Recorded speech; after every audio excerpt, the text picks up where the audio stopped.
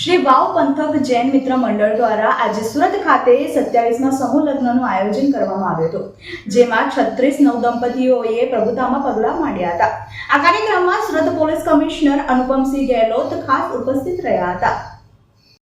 આજે શ્રી વાવ પંથક જૈન મિત્ર મંડળ દ્વારા સમૂહ લગ્નનું આયોજન કરવામાં આવ્યું હતું। આ આજે 27મો સમૂહ લગ્ન હતો, તેમાં 36 નવદંપતી જોડાયા હતા।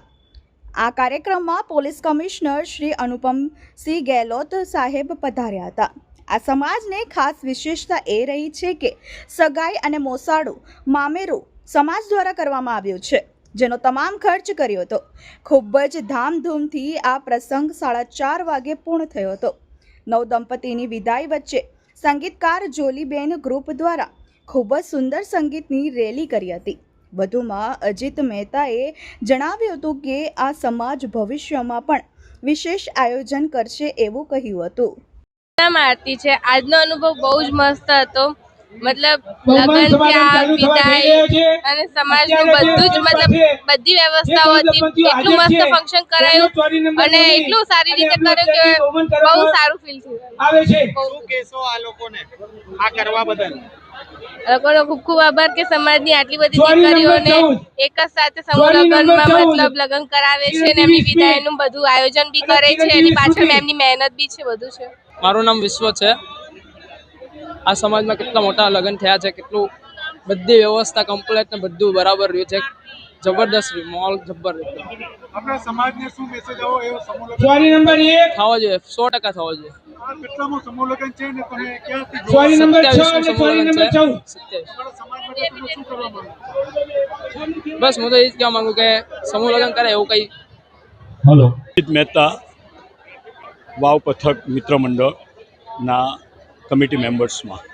જગદીશભાઈ, દર વર્ષની જેમ આ વર્ષે પણ 27મા સમૂહ લગ્ન અને 33 યુગલે પ્રભુતામાં પગલાં માંડ્યા છે, શું કહું? જી, શું એકદમ સુંદર। આજે જે અહીંનો જે કાર્યક્રમ હતો, જે સમૂહ લગ્નનો, તેની અંદરમાં ખાસ વિશેષ સમાજે એ કર્યું છે કે કોઈપણ સમાજ સમૂહ લગ્ન તો અત્યારે ઘણા બધા કરે જ છે, પણ જે સામૂહિક જે સાગઈ અને જે મામેરું એટલે કે મોસાળું, એ જે વસ્તુ જેની જે શરૂઆત જે થઈ છે એ માત્ર ને માત્ર વાવ સમાજે જ કરી છે કે કોઈ જગ્યાએ અત્યાર સુધી સાંભળવા નથી મળ્યું કે સામૂહિકની અંદર સગાઈને બંને થયું હોય। આમાં જે વ્યક્તિને ત્યાં અત્યારે મોસાળું છે કે સગાઈ છે, એને કશું પણ 1 રૂપિયાનો પણ ખર્ચો કરવાનો આવતો નથી।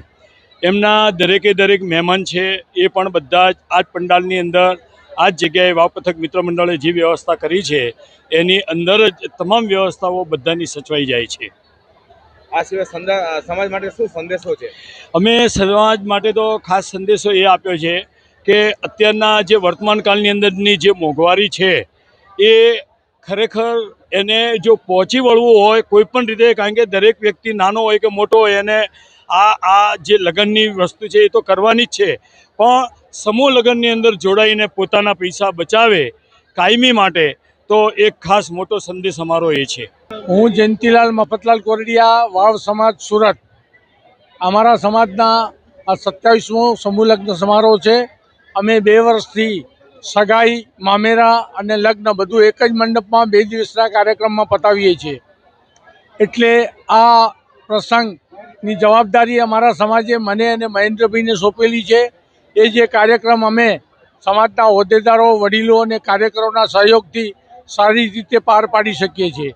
અને બીજું, અમુક સમૂહ લગ્નથી અમે એટલો સંદેશ આપીએ છીએ કે અત્યારની આર્થિક તંગીમાં અને આ કપરા સમયમાં જે તમારા ઉપર બર્ડન પડે છે અને તમારે 6-6 મહિના લગ્નની તૈયારી કરવી પડે છે, એ બધું અમારા ઉપર છોડી દો અને તમે 2 દિવસનો પ્રસંગ માણી અને સારી રીતે લગ્ન પ્રસંગ પતાવો।